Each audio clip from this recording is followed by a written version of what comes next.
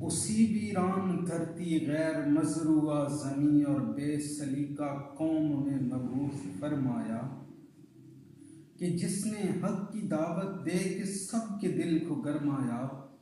سبق دے کر محبت کا، اخوت کا، صداقت کا، دیانت کا، شرافت کا، شجاعت کا، خودی کا اور عظمت کا، عرب کی قوم کو پھر سے شعور زندگی بخشا، عروج آدمیت ان کو بخشا، اور طریق بندگی یوں ان کے سکھلایا۔ سزاوار عبادت تو وہی رب اعلیٰ ہے جو احد ہے اور واحد ہے، نہ جس کا کوئی ہمسر ہے نہ جس کا کوئی ثانی ہے۔ میں اس کا ایک بندہ ہوں مگر اس کا چنیدہ ہوں، نبوت کا مجھے اعزاز بخشا ہے۔ میں شارع ہوں، میں عادل ہوں،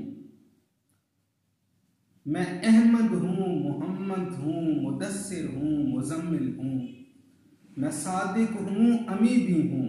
میں ختم المرسلین بھی ہوں۔